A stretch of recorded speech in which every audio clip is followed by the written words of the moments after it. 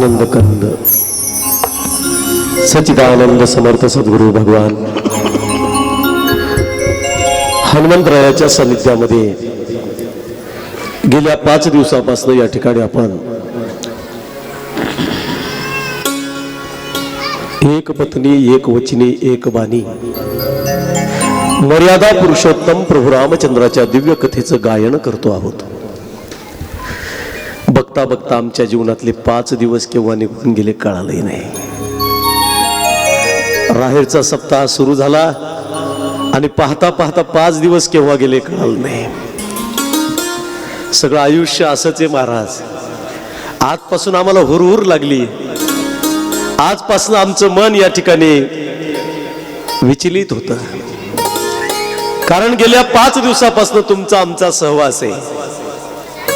नसू द्या आमचं बोलणं, नसू द्या आमची ओळख, पण एक आध्यात्मिक संघ आमचा गेल्या 5 दिवसापासून आहे। आता सप्ताह ज्यावेळेस परी सांगतेच्या दिशेनं वाटचाल करतो त्यावेळेस अंतःकरणामध्ये धुकधुक निर्माण होते आमच्या। सप्ताह झाल्यावर कमीत कमी 8 दिवस तरी करमत नाही, कारण सत्संगाची गोडी लागलेली असते। नवीन नवीन कीर्तनकार येतात, कथा पण ऐकतो आम्ही, आणि या सगळ्यांचा सहवास आमच्या मनाच्या ठिकाणी झालेला असतो।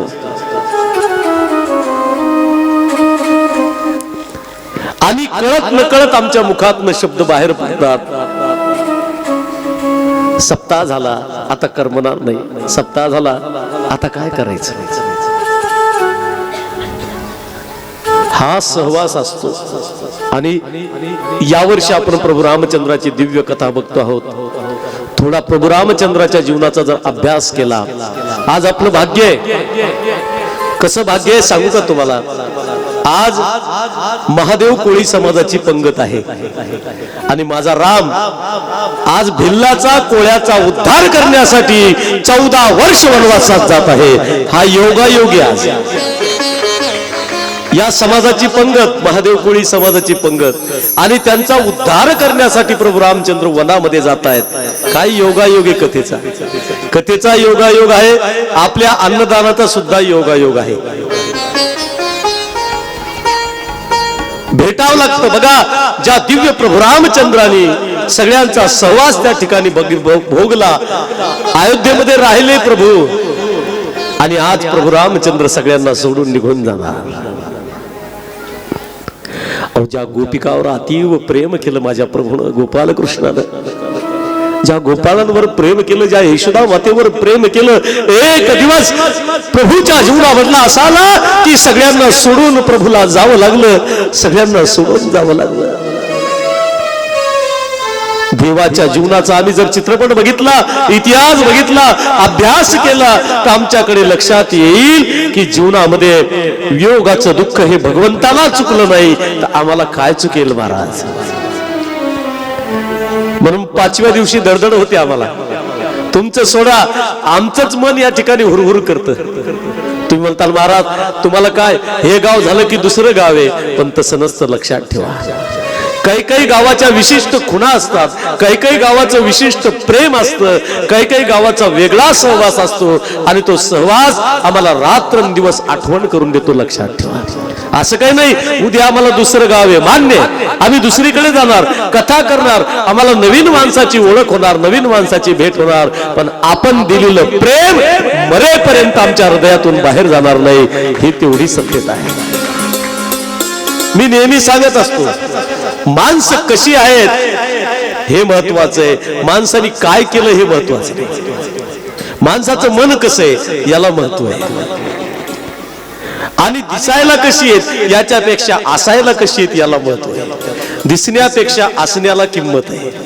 दिसणं काय हो महाराज, आमचं नित्य बदलत। लहानपणी आम्ही वेगळेच होतो। लहानपणीचा फोटो बघा, मुलांसोबत खेळत असतानाचा फोटो बघा, तरुण वयातला फोटो बघा, लग्नातले फोटो बघा, आणि 3-4 लेकरं झाल्यानंतरचे फोटो बघा, आणि आताचा फोटो बघा। सगळे फोटो एकत्र करा, यातला मी कोण आहे महाराज? लहान मी आहे तर तरुण कोण आहे, तरुण मी आहे तर म्हातारा कोण आहे. एका देहाचे एवढे बदल आहेत, नीट लक्ष देऊन ऐका.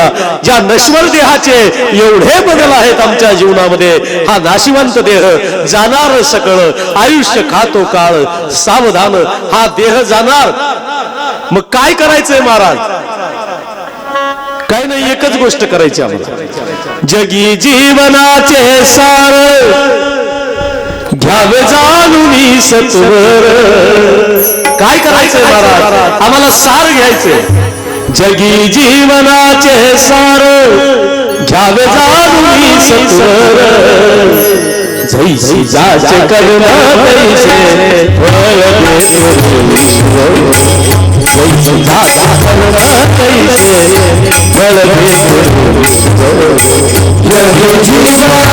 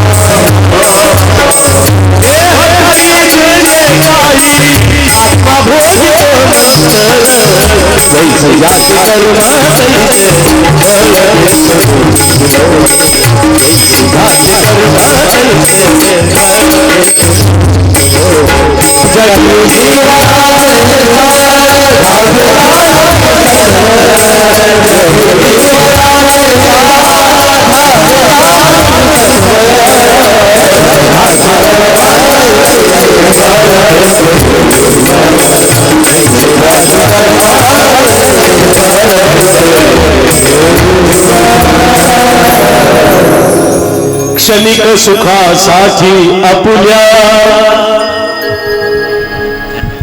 कुणी होतो नीतिभ्रष्ट.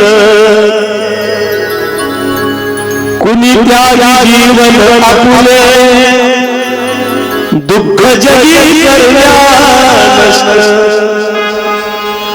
देह खरी जे जे काही आत्मा भोगी नंतर.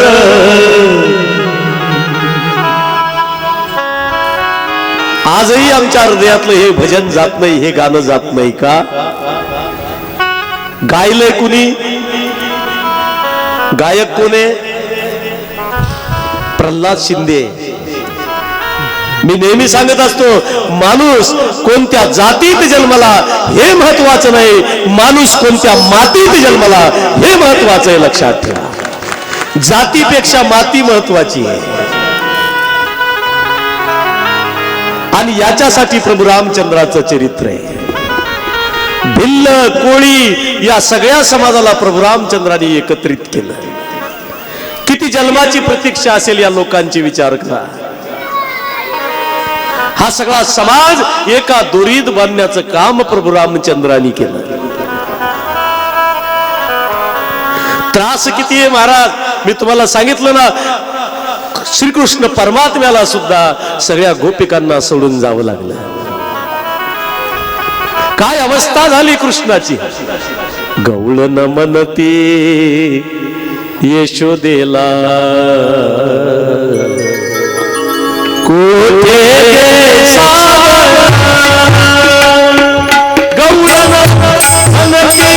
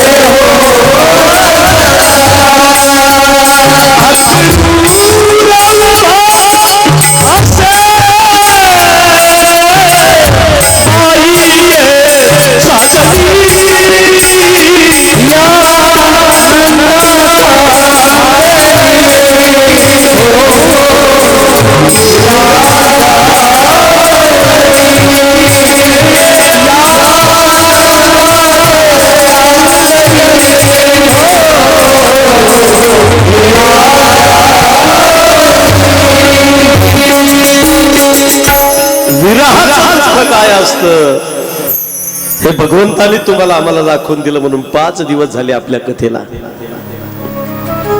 आजपासून काहोर सुरू झालं आमच्या मनामध्ये, वादळ सुरू झालं.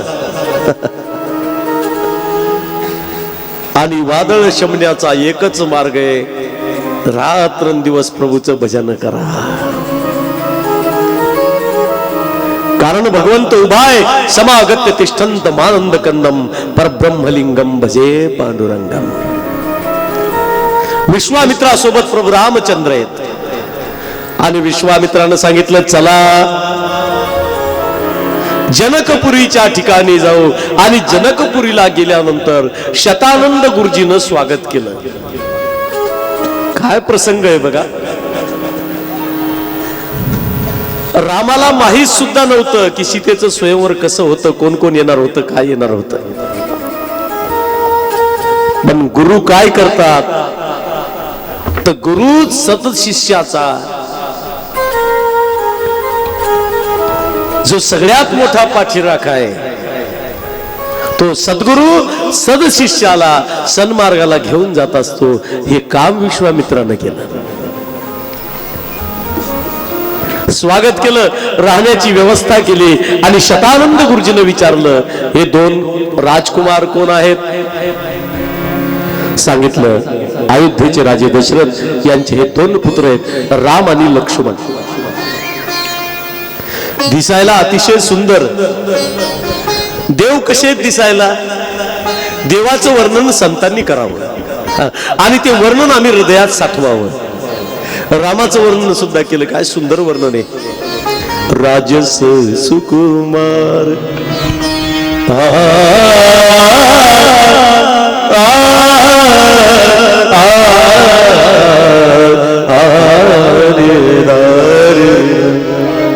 राजस सुकुमार मदनाचा पुत्र. राजस सुकुमार मदनाचा पुत्र.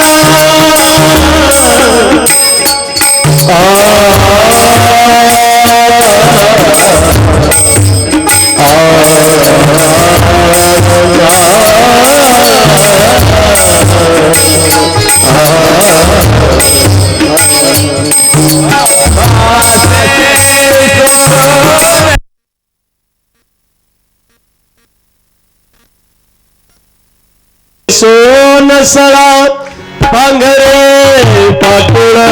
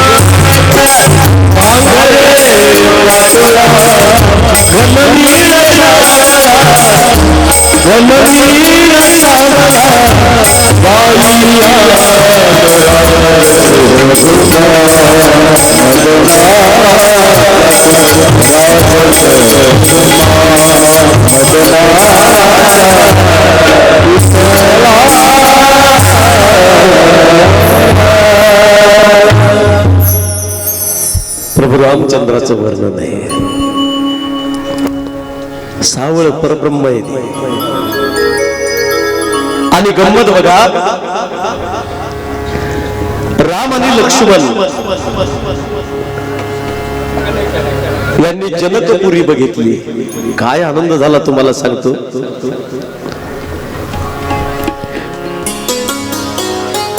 मिथिलेतले आड विहीर, बाजारपेठ हे बघत बघत प्रभू रामचंद्र एका वनामध्ये गेले. आणि वनामध्ये गेल्यानंतर सीता माता आणि त्यांच्या मैत्रिणी गिरिजा मातेच्या दर्शनाला जाऊ लागल्या. का बरं? याचं कारण आहे.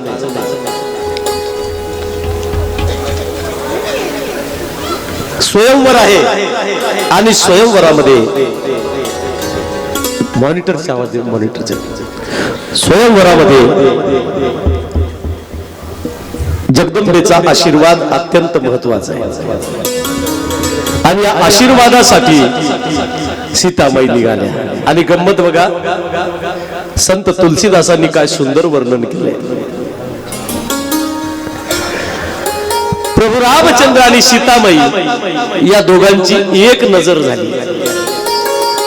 आज आयुष्यात पहिल्यांदा दोघांनी एकमेकाला बघितलं. प्रभू रामचंद्रांनी सीतामाईकडे बघितलं आणि सीतामाईनं प्रभू रामचंद्राकडे बघितलं. आणि सीतामाईनं सावळ परब्रह्म बघितल्या बघितल्या हृदयामध्ये स्थित केलं आणि मैत्रिणीनं ओळखलं. एक क्षण आनंद झाला, कारण प्रभू रामचंद्र दिसायला सुकुमार आहेत, अतिशय सुंदर आहेत.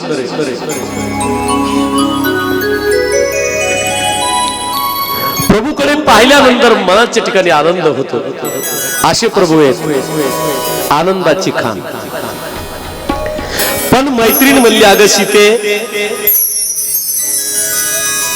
शिवधनुष्य मोडेल एवढी ताकद याच्यामध्ये नाही. कारण किती मोठमोठाले राजे आलेत, यांच्याच्यानं शक्य आहे का?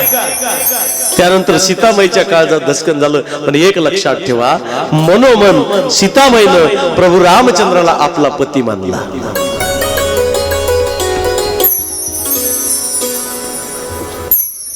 आता मन दुसरीकडे नाहीचे महाराज.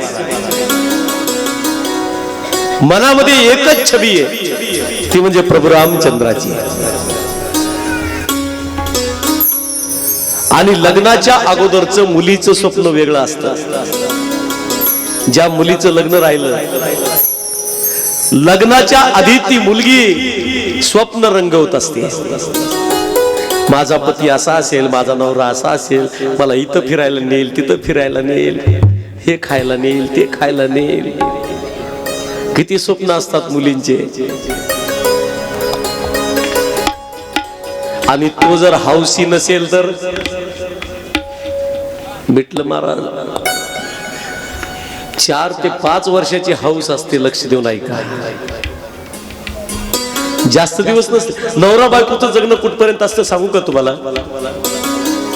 नवरा बायकोचं जगणं संतती होईपर्यंत. एकदा का संतती झाली, थोडा आवाज कमी कर, थोडा कमी आवाज. एकदा का संत कमी कर म्हणला आवाज थोडा. एकदा का संतती झाली की नवरा बायकोचं जगणं हे स्वतःच. बाहेरचा आवाज जास्त येतो, याचा आवाज कमी येतो. आधी आवाज क्लिअर होता एकदम, वाढवण्यामुळे थोडा प्रॉब्लेम झाला. नवरा बायकोचं जगणं बिघडलं. कशामुळे आवाज बिघडलाय? चरचर वाढले. हे संततीसाठी होत. अगोदर दोघांसाठी जगतात आणि त्यानंतर संततीच्या सुखासाठी अहोरात्र प्रयत्न करणारे हे दोघं असतात. म्हणून आयुष्यामध्ये ज्या गोष्टी असतात करायच्या, त्या वेळेत केल्या पाहिजेत. थोडा मॉनिटरचा आवाज देऊ, थोडा बास कमी करा. सीतामाईच्या अपेक्षा असेच, जास्त अपेक्षा नाहीत. पण आता मनातून पती मानलाय प्रभू रामचंद्राला, मनातून. नंतर बघितलं शिवधनुष्य साधन आहे, कारण अनेक राजे आलेले त्या ठिकाणी, एका राज्यातले नाही अनेक राज्यातले अनेक राजे जनकपुरीला आले, कारण जनकाचं पत्र ज्यांना ज्यांना मिळालं ते सगळेजण आले. निज निज आसन बैठे राजा, निज निज आसन बैठे राजा, जय सिया राम, जय सिया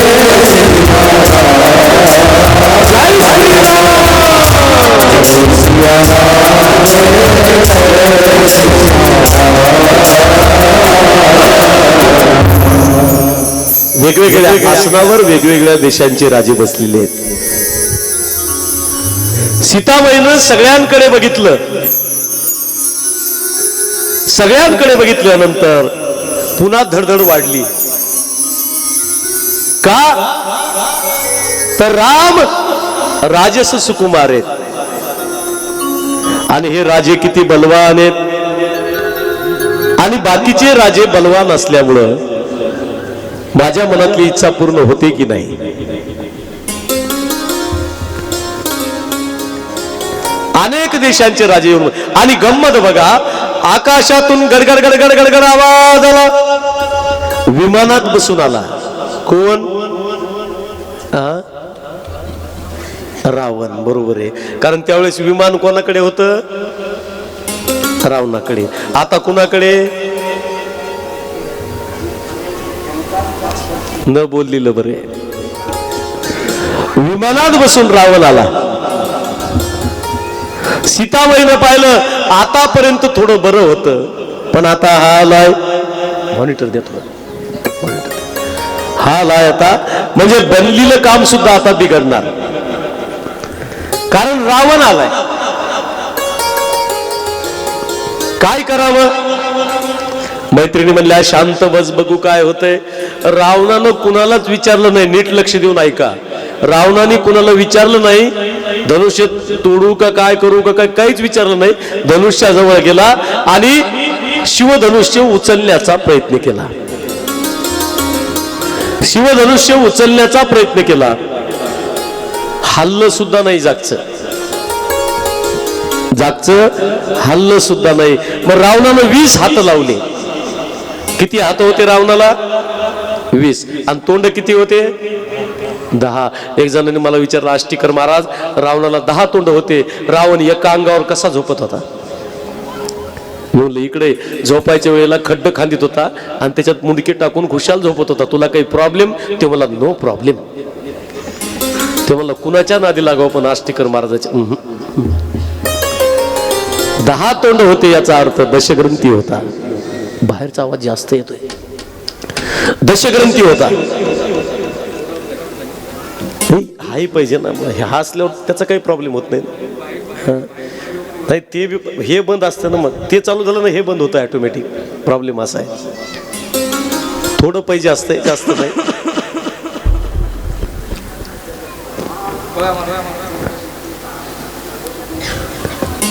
20 हात लावले, हल्लं सुद्धा नाही. लक्ष देऊन ऐका. आणि काय गंमत झाली, शेवटी छातीवर पडलं. सगळेजण हसले, सीतामाईला सुद्धा हसू आलं.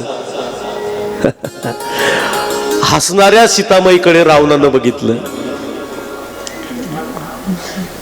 मला सांगा, एवढा अपमान झाल्यावर बसावं का तिथं? जावं ना घरी निघून. पण रावण गेलाच नाही. का गेला नाही सांगू का तुम्हाला? कारण रावणानं विचार केला, ज्या अर्थी मला उचललं नाही त्या अर्थी कुणालाच उचलणार नाही. किती गर्व आहे बघा, मला नाही ना, कुणालाच उचलणार नाही. जनकानं सगळीकडे नजर टाकली आणि म्हणले तुम्ही उचला. त्या राजानं बघितलं, जिथं रावणाची फजिती झाली तिथं आपलं काय? आपलं काय? जनक म्हणले तुम्ही उचला, ते म्हणले नाही आपला बीपी वाढला. म्हणले तुम्ही नाही आपलं बायपास झालं. म्हणले तुम्ही आपली शुगर डाऊन झाली. कोणीच तयार नाही लक्ष देऊन ऐका. त्यावेळी जनकाला राग आला. एवढे वीर पुरुष या ठिकाणी असताना एकही असा नाही वीर पुरुष की जो माझ्या मुलीचा पण पूर्ण करू शकेल. याचा राग लक्ष्मणाला आला. लक्ष्मण उभे राहिले आणि लक्ष्मणाने बोलायला सुरुवात केली. अरे धनुष्यच काय, असे धनुष्य आम्ही लहानपणी खेळता खेळता कित्येक तोडून टाकले. लक्ष्मण म्हणतायत जनका वीर पुरुष नाही हे शब्द वापस घे. एक सांगू का, या सबंध ब्रह्मांडाला चेंडू सारखं गोल करून फेकून देण्याची ताकद आमच्यामध्ये आहे. फेकून देण्याची ताकद आमच्यामध्ये. त्यावेळेस विश्वामित्रानं लक्ष्मणाकडे पाहिलं आणि विश्वामित्र म्हणाले बेटा लक्ष्मण नीचे बैठ, खाली बस. आणि गुरुनं सांगितल्याबरोबर लक्ष्मण खाली बसले आणि विश्वामित्रानं प्रभू रामचंद्राकडे बघितलं. बघितल्या बघितल्या कळालं उभं राहायचंय. रामचंद्र प्रभू उभे राहिले आणि उभे राहिल्यानंतर निघाले. जिथं शिवधनुष्य ठेवलं होतं तिथपर्यंत गेले. आता नीट लक्ष देऊन ऐका काय केलं प्रभू रामचंद्राने. हात जोडले, शिवधनुष्याला हात जोडले आणि महादेवाची प्रार्थना केली. महादेवा हे धनुष्य तुमचं आहे, माझं नाही. हे धनुष्य तुमचं आहे, मी त्याला स्पर्श करावं ही ताकद माझ्यामध्ये नाही. पण महादेवा तुम्ही जर शक्ती दिली तर मी प्रयत्न करेल, मी प्रयत्न करेल, मी प्रयत्न करेल. याला म्हणायचं राम, याला म्हणायचं मर्यादा, याला म्हणायचं नम्रता.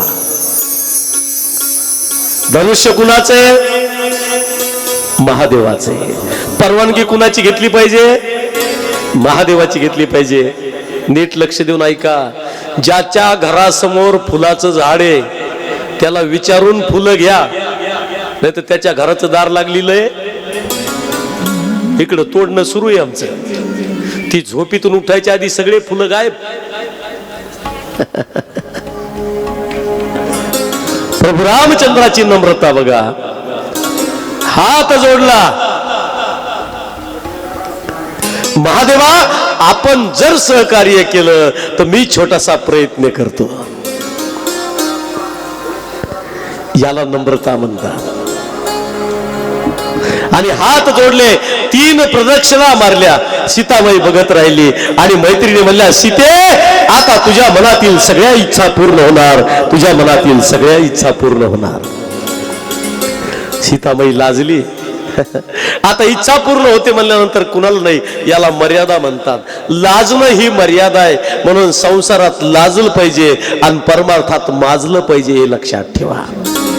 कुठं लाजावं आणि कुठं माजावं हे कळालं की समजायचं हनुमंतरायाची कृपा आहे आमच्यावर, हनुमंतरायाची कृपा आहे आमच्यावर. सोपे सोपे तोडगे आहेत महाराज, जास्त काही अवघड नाही हो. इतकं सोपं आहे पण आम्ही अवघड करून घेतलं. आम्ही आमच्या मनानच म्हणतो मला जमल का, मला येईल का. अरे प्रयत्न कर ना. प्रयत्न वाळूचे कन रगडिता तेलही गळे. प्रयत्न कर, कर्म कर, कर्माला गुरु मान, सगळं होऊ शकतं. लक्षात ठेव. कारण मानव जन्मत त्याच्यासाठी तुम्हाला आम्हाला. पशु का होत पनैया नरका कछु न होय, नर अगर करनी करे तो नरका नारायण बन जाय. नारायण बनण्याची ताकद आहे. लक्ष देऊन ऐका. कोणी मर्यादा दिली प्रभू रामचंद्राला. नीट लक्ष देऊन ऐका. वाल्मिक ऋषीनं मर्यादा दिली. बोलीला वाल्मिक तैसाची करील. वाल्या कोळी काय केलं? वाल्या कोळ्यानं 7 रांजण भरले, बारीक बारीक खडे टाकले, एवढ्या हत्या केल्या. एवढं पातक केलं, एवढं पाप केलं. पण नारदाची भेट झाली आणि नारदानी राम हा शब्द दिला. राम येत नव्हतं, मरा मरा येत होत. मग त्याच्या भाषेमध्येच त्याला शिकवण दिली. लक्षात करा घ्या. करोनी सायास शिकविती. राम येत नाही ना, मरा मन, मरा मरा मरा मरा मराम राम मरा मराम राम राम राम राम मरा मरा म्हणता रामची होई जे. आणि काय चमत्कार, मरा मरा म्हणता राम राम झालं आणि वाल्याचा वाल्मिक ऋषी झाला. ही भक्तीतली ताकद आहे. म्हणून लोकांचं मागचं काढू नका, नाही तर आमचा सगळा जन्म गेला लोकाला नाव ठेवण्यात. हो, कोणी भजनाला चालली, पोथीला चालली, कीर्तनाला चालली की आपण म्हणतो तिला काय धंदा आहे, 2-2 सुना आल्यात तिला. मग तुझ्या कम पोटात दुखायले. आमचं कसं झालंय सांगू का तुम्हाला परमार्थाच्या बाबतीत. आम्हाला होईन आणि दुसऱ्याचं शाबास. थोडं मोठ्याने म्हणल्यावर अजून बरं वाटेल मला. ही मरमर आहे आमची, तुम्हाला सांगतो. आम्हाला चांगलं पाहावंच वाटत नाही हो कुणाचे. जो तो आपल्या भाग्यानं कमवतो असतो, लक्षात ठेवा. प्रत्येकाचं नशीब वेगळं आहे. असं काही नाही मी श्रीमंत होईल, नाही. आहे त्या संपत्तीमध्ये सुखी आहे का नाही याला फार महत्व आहे. लक्षात ठेवा, सुखी आहे का नाही. येता तरी सुखे या, जाता तरी सुखे जा, कोणावरी न बोजा या झोपडीत माझ्या, कोणावरी न बोजा या झोपडीत माझ्या. राजा सजी महाली सौखे कधी मिळाली, सजी महाली सौखे कधी मिळाली. सर्व प्राप्त झाली, सर्व प्राप्त झाली या झोपडीत माझ्या. सर्व प्राप्त झाली या झोपडीत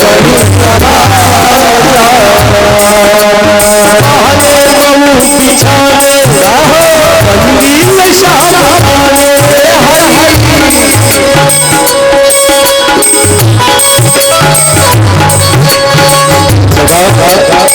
किती सुंदर सांगितलंय. भूमीवरी पडावे कार्याकडे आवे, भूमीवरी पडावे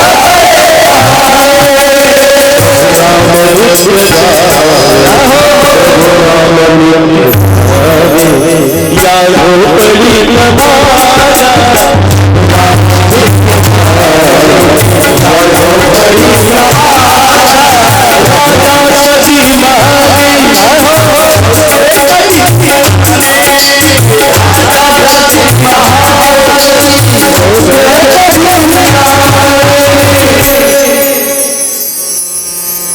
आहे की नाही ही अवस्था.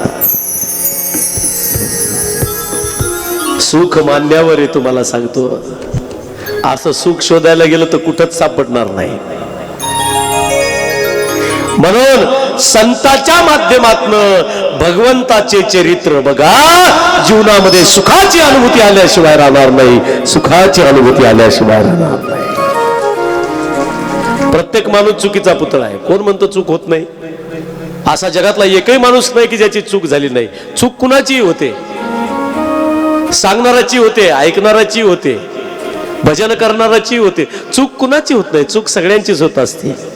माणूस हा चुकीचा पुतळा आहे. पण एक सांगू का, जो कर ले ठीक गलती को उसे इंसान कहते हैं.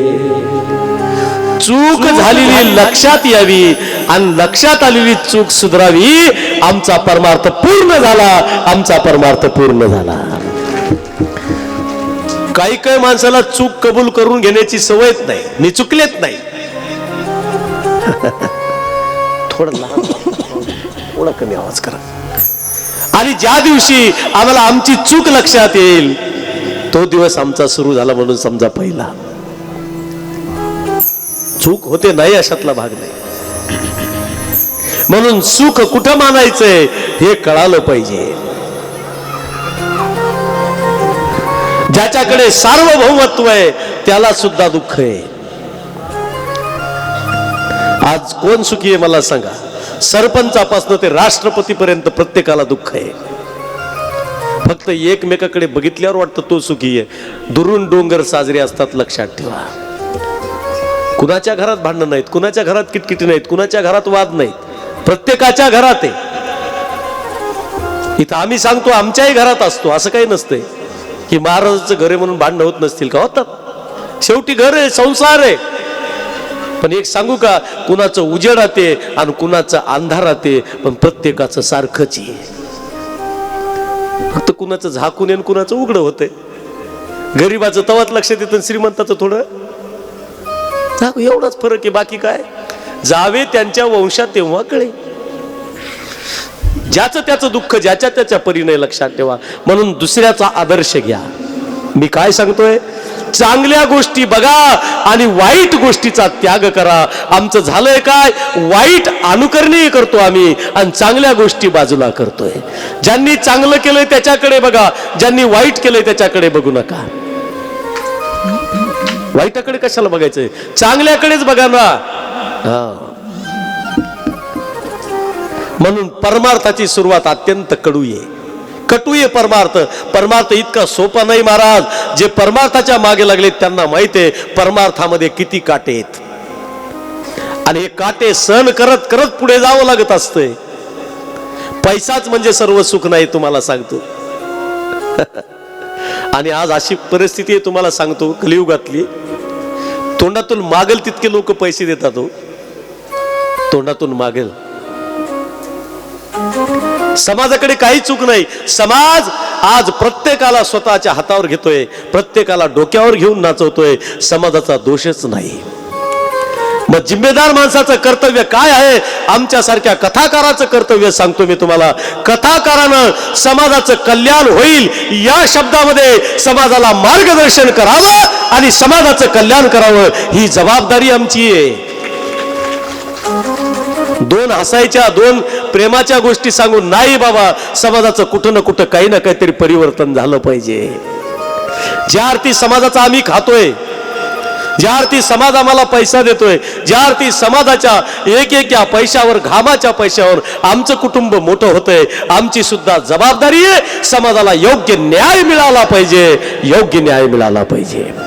हे माझं एकाच काम नाही, तर जेवढे भागवतकार आहेत, जेवढे कीर्तनकार आहेत, या प्रत्येकाची ही तळमळ असली पाहिजे. प्रत्येकाची तळमळ असली पाहिजे. कारण समाज आमचं रक्षण करतोय, समाजाकडे काही चूक नाही. जबाबदारी आमची आहे. म्हणून रामाचा आदर्श आहे, याला नम्रता म्हणतात. आणि एक प्रदक्षिणा मारली प्रभू रामचंद्राने, आणि प्रदक्षिणा मारल्याबरोबर स्पर्श केला धनुष्याला. जे रावणाला हल्लं सुद्धा नाही, लक्ष देऊन ऐका, रावणाला हल्लं सुद्धा नाही. प्रभू रामचंद्राने स्वतःचे दोन्ही हात महादेव शंकराचं भजन करून त्या शिवधनुष्याला लावले. आणि एका क्षणामध्ये आकाशाशी जडले नाते, धरणी मातेचे स्वयंवर झाले सीतेचे, स्वयंवर झाले सीतेचे, स्वयंवर झाले सीतेचे, स्वयंवर झाले सीतेचे, स्वयंवर झाले सीतेचे. आकाशाशी जडले नाते,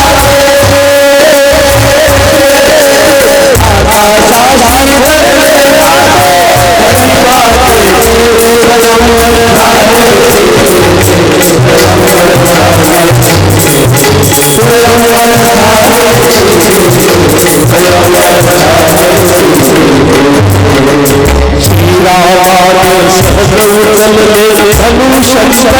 धनुष्यंकराचे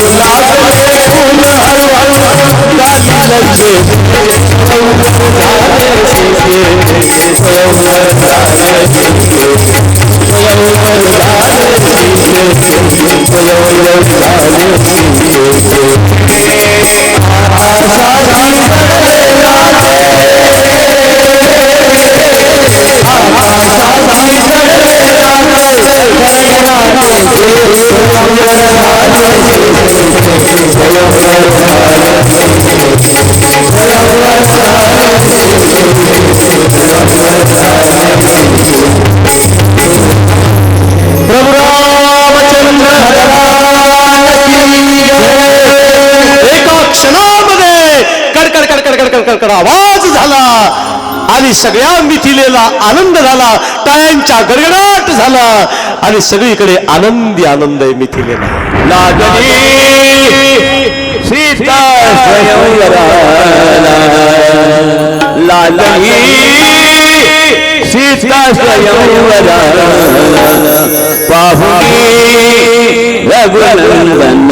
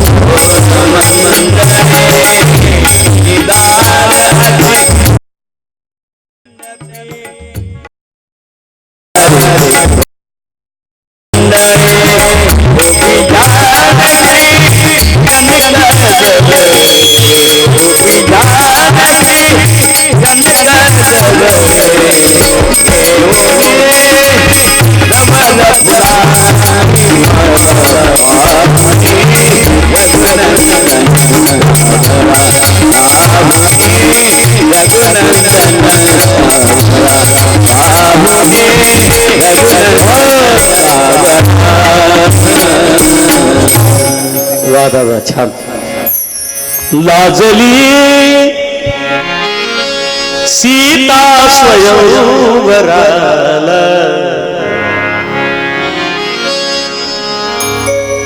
जमिनीकडे नजर लावली होती आणि उजव्या पायाच्या अंगठ्यानं माती उकरू लागली सीता. याला मर्यादा म्हणतात. मुलगी लाजायची जुन्या काळात. आई बोलली की मुलगी लाजायची, जमिनीकडे नजर लावायची आणि उजव्या पायाची. आता माती खायली तरी पत्ता लागना.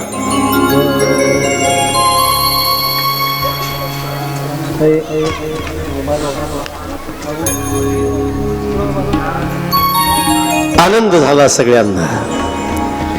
आणि शतानंद गुरुजी विश्वामित्राजवळ गेले आणि काय म्हणले, लक्ष देऊन ऐका. तुमच्याकडे 4 जण आहेत आणि आमच्याकडे 4 जणी आहेत. म्हणजे 2 जण इथं आले आणि 2 जण तिकडे आहेत. भरत शत्रुघ्न जनक राजाची अशी इच्छा आहे की 4 मुली अयोध्येत द्यायच्या आणि दशरथांच्याच घरी द्यायच्या. सुंदर सुंदर 4 जणी आहेत. राम लक्ष्मण भरत शत्रुघ्न सीता उर्मिला मांडवी आणि श्रुतकीर्ती या 4 जणी आहेत.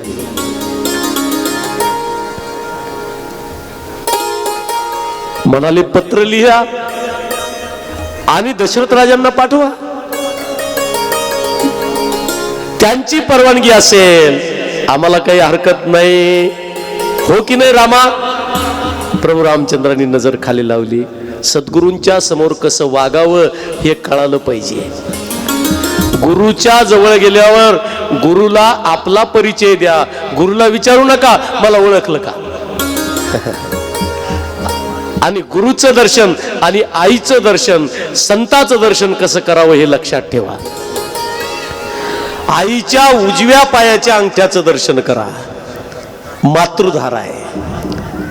आईच्या पाया पडत असताना उजव्या पायाच्या अंगठ्याचं दर्शन सांगितलंय आणि गुरुच्या पाया पडताना उजव्या पायाच्या अंगठ्याचं दर्शन करा. गुरु कृपा होईल, कारण तिथं भक्तीची धारा आहे. नाही तर पाय ओढू बेजारानी, एक त्याच्या हातात पाय, एक याच्या हातात पाय, असं दर्शन होत नाही.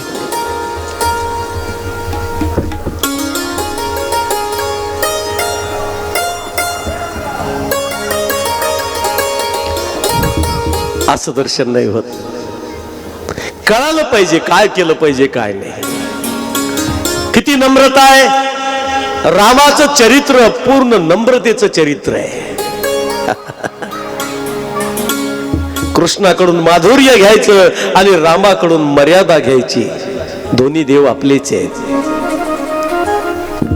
म्हणून कुठेतरी आम्ही या ठिकाणी जाणून घेण्याचा प्रयत्न केला पाहिजे. नम्रतेनं हात जोडलाय प्रभू रामचंद्रांनी. पत्र लिहिलं आणि दशरथ राजांजवळ दिलं. काय आनंद आहे बघा. पत्र वाचलं दशरथ राजांनी. डोळ्यातून आनंद अश्रू आले. 4 मुलं आहेत आणि 4 मुली मिथिलेला आहेत. काय आनंद आहे. बघता बघता सगळ्या अयोध्येत बातमी पसरली आणि प्रत्येक जण लग्नाची तयारी करू लागले. लग्नाला जायला कोणाला नको वाटतंय.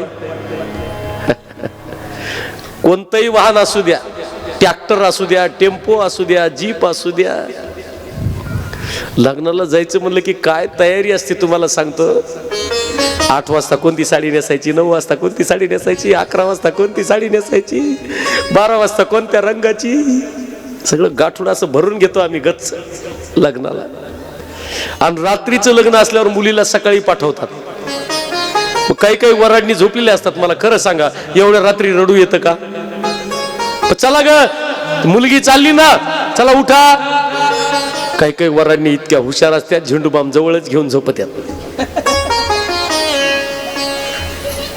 उठवलं की झेंडूबाम लावायचा डोळ्याला. मग शूटिंग मध्ये येतं बाई आत्या किती रडल्या, अर्धा झेंडूबाम गेला ना. रडणार नाही तर काय करी, रडणार नाही तर काय करी. तयारी. बघता बघता अयोध्येत सगळ्यांनी तयारी केली.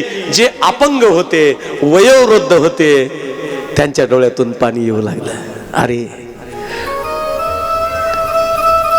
आनंद कंद सच्चिदानंद प्रभू, आणि प्रभूच्या लग्नासाठी आम्हाला जायला मिळत नाही. आम्ही किती अभागी आहेत, किती अभागी आहेत. पण बघा या सगळ्यांनी दशरथ राजांना काय सांगितलं, रामायण कशासाठी पाहायचं हे लक्षात ठेवा.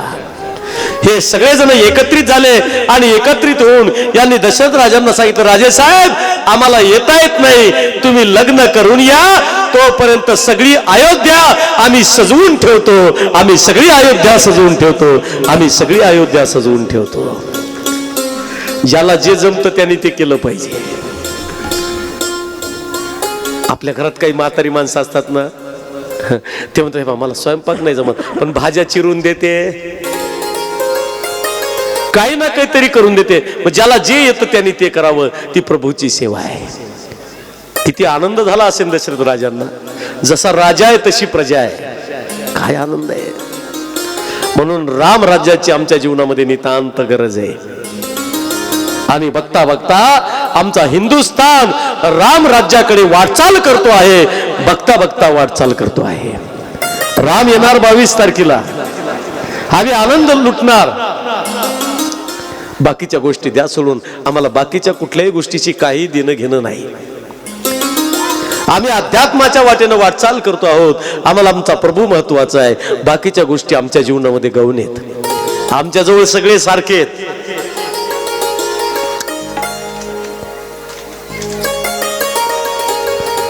म्हणून आमचं कर्तव्य काय आहे हे आम्हाला कळालं पाहिजे. तयारी झाली, रथ तयार केले, रथ सज्ज झाले आणि अयोध्येच्या दिशेनं निघू लागले. सगळे अपंग वयोवृद्ध सीमेपर्यंत आले वराडाला वाटी लावायला. काही माता आहेत, सुमित्रा आहे, कौसल्य आहे. प्रत्येकीचा आपापलं या ठिकाणी साधन आहे जाण्याचं. घोडदळ आहे, हत्तीदळ आहे, सगळे पायदळ आहे. सगळ्या प्रकारचं दळ मिथिलेच्या दिशेनं निघालं. आणि गंमत बघा,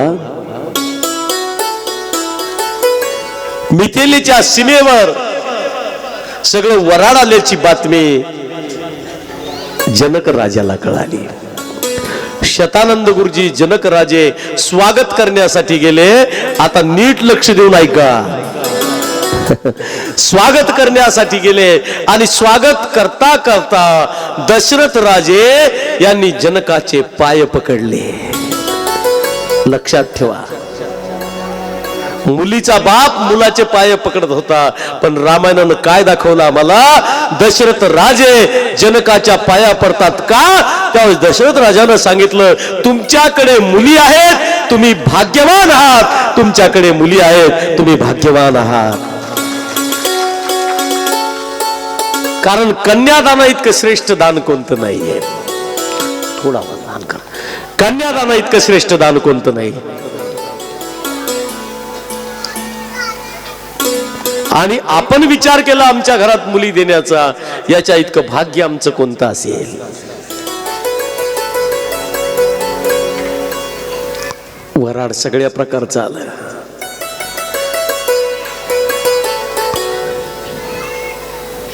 आपल्याही कथेमध्ये दररोज कोणी ना कुणीतरी आशीर्वाद देण्यासाठी, भेट देण्यासाठी, कथा श्रवणासाठी येत असतं आपल्याकडे. कालही रुद्रगीर महाराजांनी येऊन या ठिकाणी तुम्हाला आम्हाला आशीर्वाद दिले. अनेक खेड्यातून, बाजूचे भरपूर खेडे आहेत, मला खेड्याचं नाव माहित नाही, तिथून अनेक जण या ठिकाणी येत आहेत. आणि आज मुद्दाम कथा श्रवण करण्यासाठी अलगुरुवार परिवार नायगाव इथून या ठिकाणी आलेला मुरलीधरराव अलगुरुवार सपत्नीक या ठिकाणी उपस्थित आहेत. टाळ्यांच्या गजरात आपण त्यांचं जोरदार स्वागत करूया. या श्रीराम जय राम जय जय राम. श्रीराम जय राम जय जय राम. श्रीराम जय राम जय जय राम. राम जय राम जय जय राम. श्रीराम जय राम जय जय राम. राम जय राम जय जय राम. श्रीराम जय राम जय जय राम. श्रीराम जय राम जय जय राम. श्रीराम जय राम जय जय राम. राम जय जय राम. श्रीराम जय राम जय जय राम.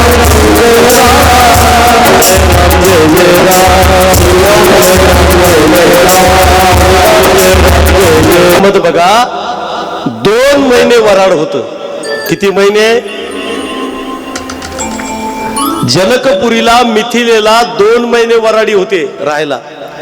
जुने लग्न 2-2 महिन्याचे असायचे. आता लग्न विचारूच नका महाराज. कसे होतात आणि किती मिनिटाचे होतात आणि किती मिनिटात तुटतात न सांगितलेलं बरे. लग्न करायची गडबड आणि मोडून टाकायची गडबड आहे. फॅशनच निघाली आता. काय राज झाला संस्कृतीचा.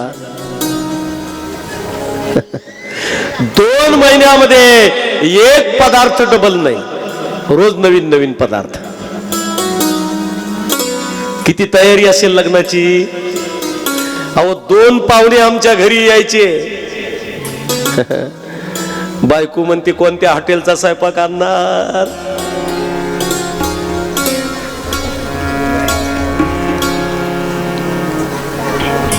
दोन महिने वराडी,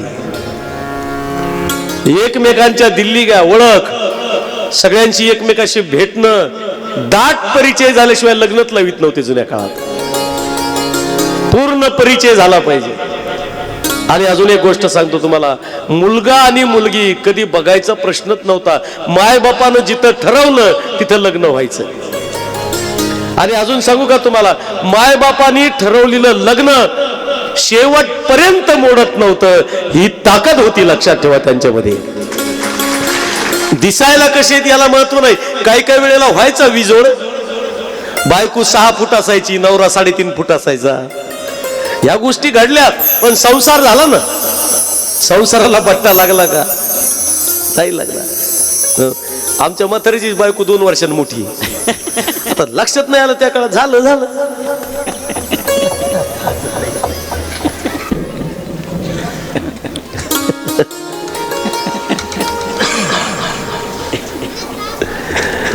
इतकं प्रेम होतं त्या काळामध्ये. आणि एके दिवशी शतानंद गुरुजी आले विश्वामित्राजवळ, वशिष्ठांजवळ, आणि म्हणाले रामाच्या लग्नाचं मुहूर्त काढा.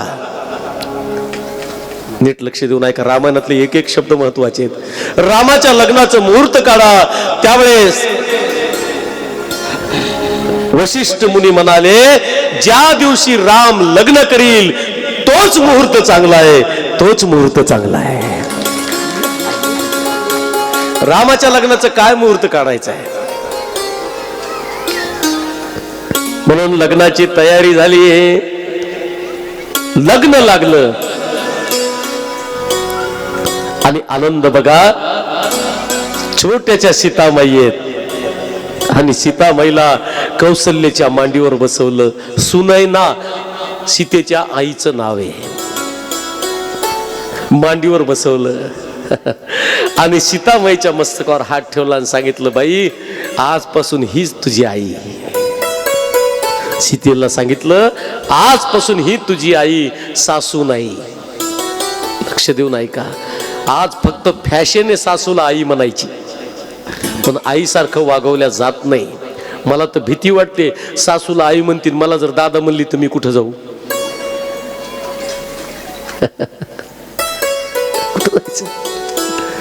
बोलू नका, प्रॅक्टिकली जीवन जगा.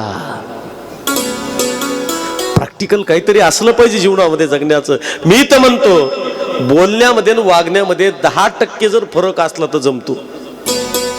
नाही तर काही काही बोलण्याच्या आणि सांगण्याच्या मध्ये 90% फरक असतो. त्याच्यामुळे समाजही सुधरत नाही. 10% ठीक आहे, खोटं बोलायला परवानगी आहे आम्हाला. 10% खोटं कधी बोलावं, जर दुसऱ्याचं चांगलं होत असेल तर खोटं बोला, हे मान्य आहे. आपल्या खोटं बोलण्यानं जर लोकांचं नुकसान होत असेल तर खोटं बोलू नका. खोटं सुद्धा बोलता येतं, खोटं बोलायची सुद्धा परवानगी आहे, पण कशासाठी बोलायचं हेच कळालं नाही तर काय उपयोगी बोलून. निघाले, सांगितलं, बाळा हीच तुझी आई आहे, सुकुमार सीतामाई आहे. काय आनंद आहे तुम्हाला सांगतो. वराड निघालं आणि त्यावेळेस प्रत्येक आई आपल्या मुलीला सांगायची जुन्या काळामध्ये, गंगा यमुना डोळ्यात उभ्या का, जा मुली जा दिल्या घरी तू सुखी राहा, जा मुली जा दिल्या घरी तू सुखी राहा. सासरलाही बहीण निघाली, सासरलाही बहीण निघाली, भावाची आली देसली माहेर सासू.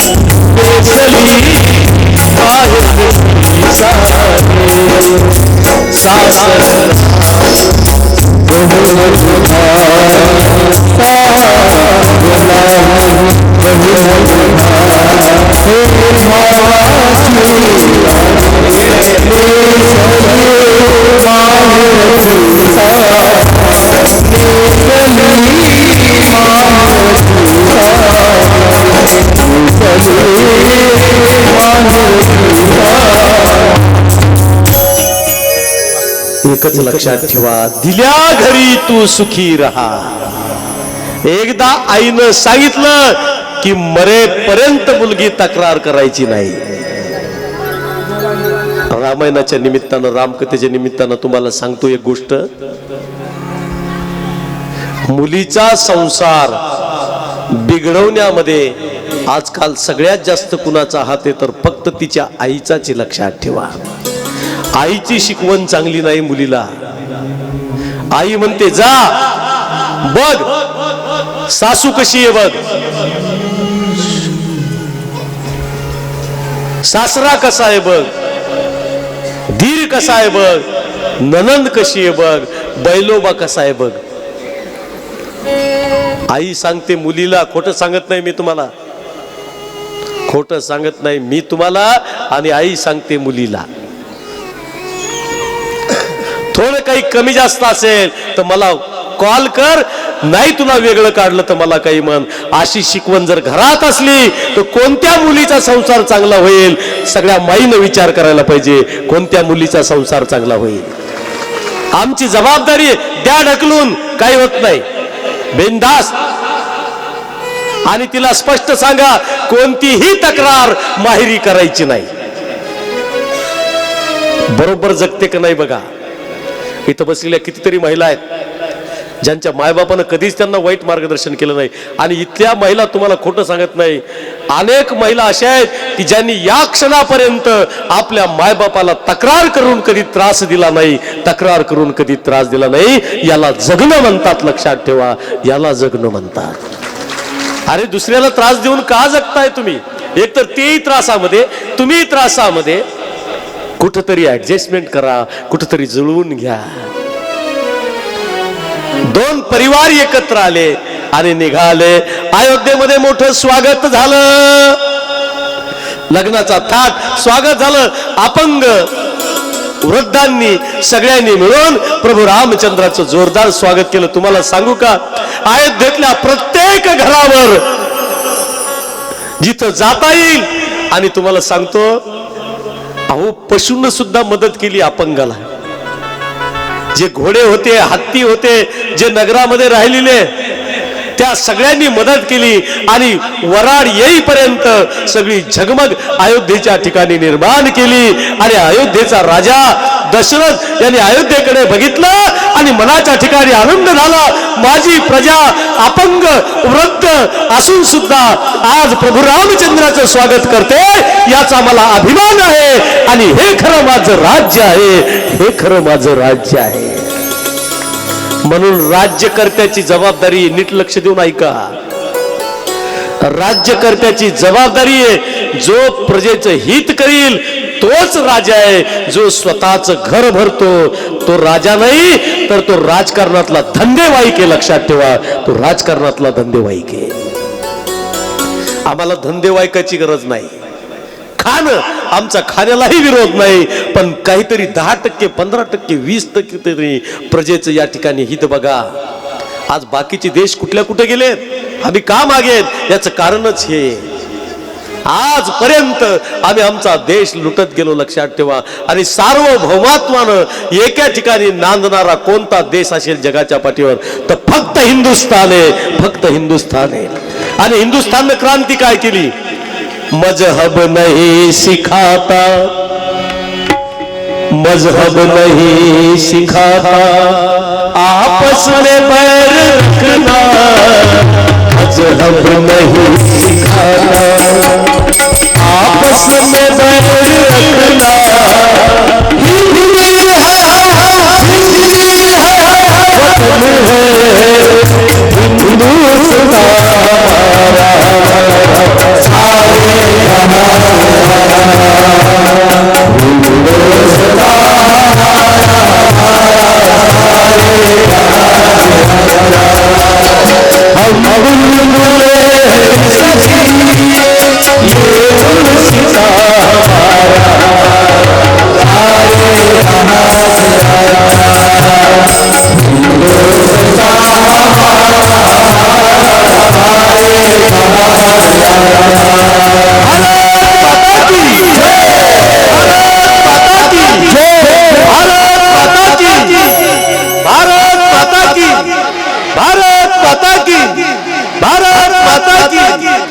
महिलांचा आवाज आहे पण पुरुषांचा आवाज नाहीये. तुम्हाला वाटतं धक्क धक्कडच्यानी म्हणल्यावर भारत माता की. महिलांनी लेकरांनी म्हणायचं नाही, फक्त पुरुष मंडळी स्वयंपाक करणारे असू द्या, खाली बसणारे असू द्या, सगळ्यांनी गजर करा. आपल्या देशाच्या नावाचा गजर आहे. बघा अजून एक सोपी गोष्ट सांगतो तुम्हाला, ज्याचा इथं आवाज त्याचा घरी आवाज. माझा आवाज किती मोठा आहे, मग घरी कुणाचं चालतं? भारत माता की, भारत माता की. वा काय आवाज आहे बघा. इतक्या जणी तुम्ही पण तुमच्या आवाजापेक्षा भारी आवाज आहे. बरं आता बघू तुमचा आवाज कसा निघतो ते. भारत माता की, भारत माता की. क्या बात आहे. लहान लेकर खूप साथ देतात तुम्हाला बरं का. आनंद आहे.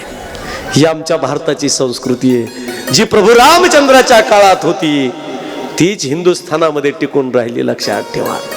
म्हणून मजहब नहीं सिखाता आपस में बैर रखना. तुमच्या माहितीसाठी सांगतो, माझी भागवताची कथा हिंदू समाज करेल याच्यात नवल नाही. नीट लक्ष देऊन ऐका. हिंदू समाज माझी भागवताची कथा करतो याच्यात नवल नाही, पण माझी भागवताची कथा एका मुसलमानानं लावली होती. लक्षात ठेवा. एका मुसलमानानं, मुसलमान भागवत कथेचा यजमान, आणि 7 दिवस कथा ऐकून, आणि विशेष म्हणजे त्या मुसलमान पठाण नावाची बाई आहे, तिनं कथा ऐकताना मला कितीतरी प्रमाण भागवतातले तिनं द्यावेत. काय इतिहास आहे आमच्या देशातला. आजही तळमळ करते ती बाई भागवतासाठी. कोणत्या धर्मात जन्मली विचार करा.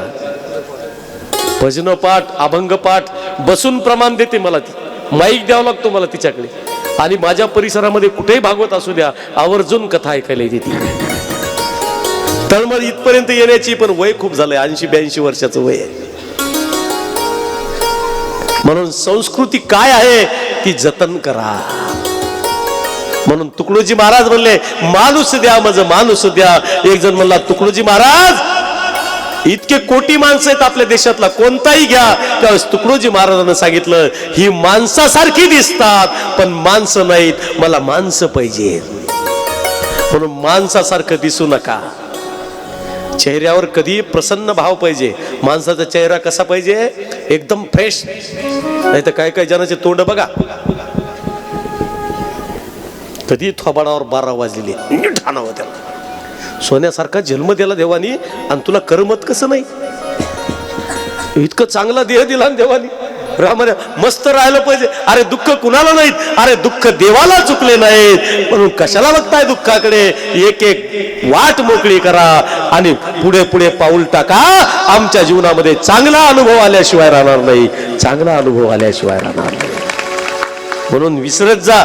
आणि शक्यतो बऱ्याच गोष्टी माणसाने विसरल्या पाहिजे. नाही तर काही काही जण बरोबर लक्षात ठेवते, त्यांनी पत्रिका दिली नाही ना आपण द्यायची नाही, त्यांनी लग्नाला बोललेलं नाही ना आपण बोललो नाही. असं नका वागू. किती दिवस जगायचे दादा हो, असं जगू नका. रामाचा आदर्श घ्या.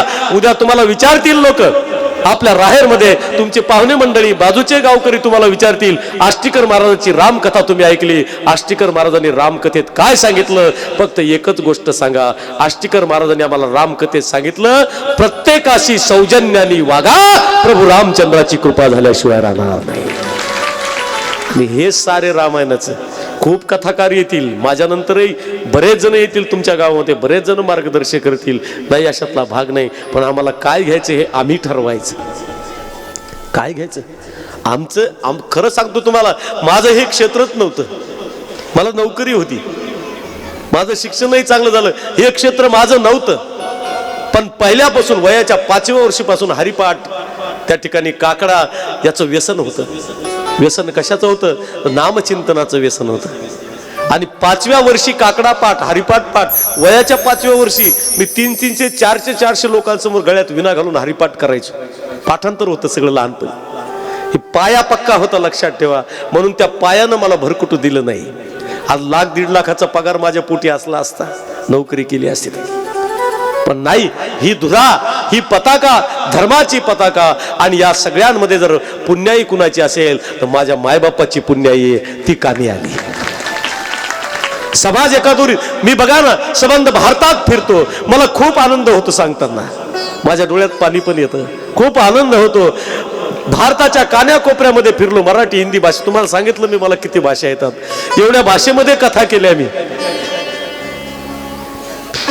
आणि आउटपुट काय आहे तुम्हाला सांगतो, नीट लक्ष देऊन ऐका.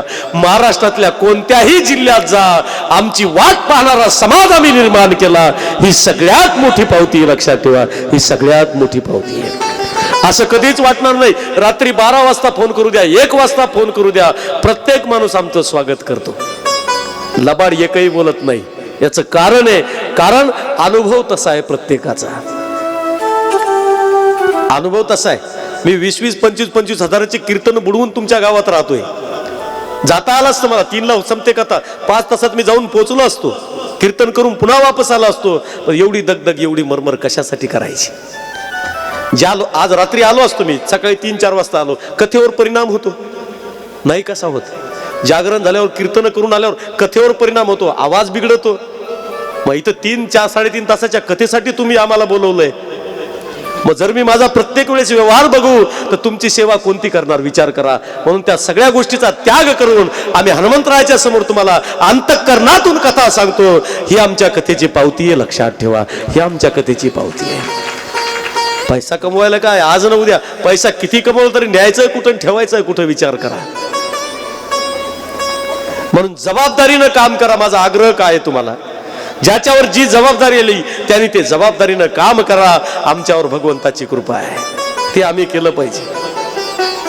नाही तर माझी वाट कितीतरी वेटिंग बघा ना तुम्ही, किती तारखा. माझं पॉम्पलेट बघितलं तुम्ही तर पॉम्पलेटमध्ये कुठंतरी एखादी तारीख शिल्लक असते माझी. सगळ्या तारखा बुकच आहेत. कुठपर्यंत 2026 पर्यंत, अजून 24 लागलाय आता, 26 पर्यंतच्या तारखा बुक आहेत माझ्या. कर्म धर्म संयोगानं या तारखेवर सुद्धा मला तारीख आली होती. पण आमचं बोलणं लवकर झालं आणि लवकर बोलणं झाल्यामुळे येता आलं. थोडा जर उशीर झाला असता तर आम्ही दुसरीकडे पुन्हा गेलो असतो या स्थितीला. का? याचं कारण सांगतो तुम्हाला. माणसाचा स्वभाव आणि माणसं जोडण्याची कला ज्याच्यामध्ये आली त्यांनी परमार्थ पूर्ण केला, हे लक्षात ठेवा. जोडता आली पाहिजे माणसं. म्हणून नेहमी सांगतो, ज्योत से ज्योत जगाते चलो,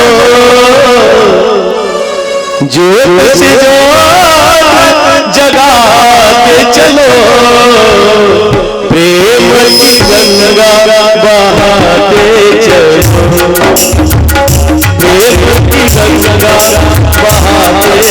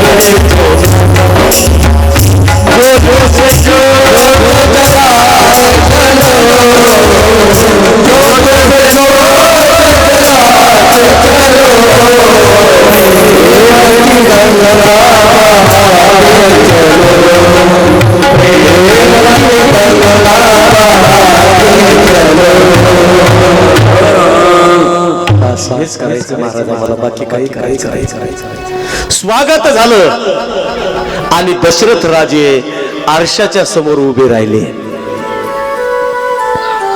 आणि कानाच्या जवळचे केस पांढरा दिसला दशरथ राजाला. आता माझी हात जोडून नम्रतेची विनंती आहे, एक अर्धा तास लेकरांना शांत बसवा, कारण रामकथेतला सगळ्यात महत्वाचा भाग आता आपण सुरू करतो आहोत. सगळ्यात महत्वाची कथा आहे. हात जोडून कार्यकर्त्यांना नम्र विनंती आहे, महिला पुरुष सगळ्यांना नम्रतेची विनंती आहे, लहान लेकराला शांत बसवा.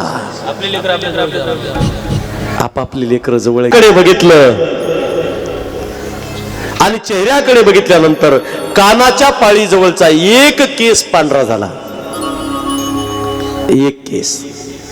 आणि राजाच्या लक्षात आलं जबाबदारीचा त्याग करायचा. वशिष्ठांना बोलवलं आणि दशरथ राजांनी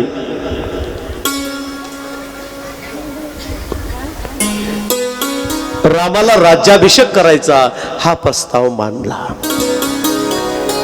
वशिष्ठांनी अनुमती दिली आणि बघता बघता सगळ्या अयोध्येत बातमी पसरली. प्रभू रामाला राज्याच्या गादीवर बसायचंय, प्रभू रामचंद्राला राज्याच्या गादीवर बसायचंय. किती आनंद असेल. राजा जर चांगला असेल तर प्रजेला सुख देईल, हा भाव प्रत्येक प्रजेच्या मनातला आहे. आणि राम राज्याच्या गादीवर बसणार याच्या इतका आनंद कोणता नाहीये.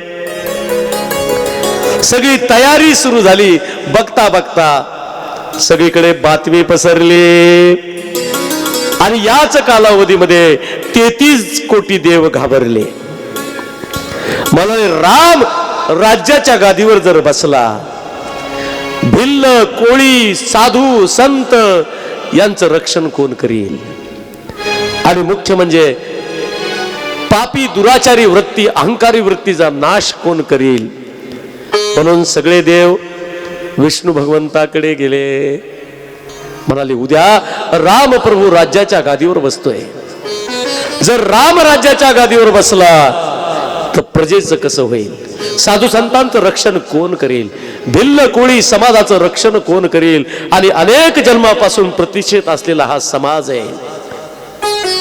निषादराज गुहक प्रभूची वाट बघतोय, या समाजाचं कोण रक्षण करेल? विष्णू भगवंतांनी सांगितलं काळजी करू नका. सरस्वतीला बोलावलं आणि सरस्वतीला सांगितलं अयोध्येत जायचं, आजच जायचं. आणि अयोध्येमध्ये कैकेयीची दासी मंथरा आहे, तिची बुद्धी फिरवायची. तिची बुद्धी फिरली की कैकेयीची बुद्धी फिरेल आणि आपला हेतू साध्य होईल. विष्णू भगवंतांनी सांगितलं. सरस्वती देवाचं काम करण्यासाठी निघाली.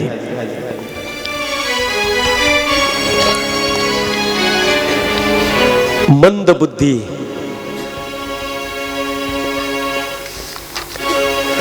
आणि सरस्वतीनं मंथरेची बुद्धी फिरवली. सगळीकडे आनंद आहे. नीट लक्ष देऊन ऐका कथा. दिख मंथरा नगरू बनावा, मंजुल मंगल बाज मंथरे. सगळ्या अयोध्येमध्ये नगारे वाजतायत. सगळीकडे तोरण लावलंय. सगळीकडे फुलांचा वर्षाव चालू आहे. आणि हळूहळू श्वास टाकत टाकत मंथरा चालू लागली. आणि मंथरेच्या लक्षात आलं रामाचा राज्याभिषेक होणार आहे. रामाला राज्याच्या गादीवर बसवणार. सगळं नगर सजलेलं बघितलं आणि विचार केला आज रातोरात काम बिघडलं पाहिजे. आज रातोरात काम बिघडलं पाहिजे. भरत मातु पै गई खानी का आनंद हसी कह हसी रानी. दुर्बुद्धी मनात घेऊन मंथरीनं लंगडत लंगडत कैकईच्या महालात प्रवेश केला आणि श्वास टाकायला सुरुवात केली. कैकई म्हणली, मंथरे काय झालं ग तुला? काय झालं? काही दुखतंय का तुझं? काय झालंय तुला? सांग ना. ती म्हणली, मला काय होतंय? असं काय करतेस? बोल ना. अहो मला काय होणार? अयोध्येत काय चाललंय तुम्हाला खबर आहे? अयोध्येत काय होतंय तुम्हाला माहित आहे? ती म्हणली, माहितीये, राम राज्याच्या गादीवर बसणारे आणि याचा मला आनंद आहे. कैकईनं मंथरीला सांगितलं. मंथरी म्हणली, आता माझ्यासारख्या दासीनं तुम्हाला बोलून काय उपयोग आहे? तुम्हाला खरंही कळत नाही, खोटंही कळत नाही, कुणाच्या मनातलं कपटही कळत नाही. मी तरी काय सांगू तुम्हाला? मी तरी काय सांगू तुम्हाला? ए कुबडे, काय बोलतेस ग? माझा राम राज्याच्या गादीवर बसतोय ना, मग काय झालं तुला? अपशकुन करू नकोस. आजपर्यंत मला चांगला सल्ला देणारी आहेस ना तू. अहो तेच सांगते तुम्हाला कैकई माता. तुमचा मुलगा कुठे भरत? ती म्हणली, मामाच्या गावाला गेलाय. विचार करा, तुमचा मुलगा मामाच्या गावाला आहे हे बघून तुमच्या सौतीनं रामासाठी राज्य मागून घेतलंय आणि तुम्हाला एवढंही कळत नाही. कैकई म्हणली, मंथरे राम राजा व्हावा ही माझी सुद्धा इच्छा आहे, माझ्या सुद्धा मनात आहे.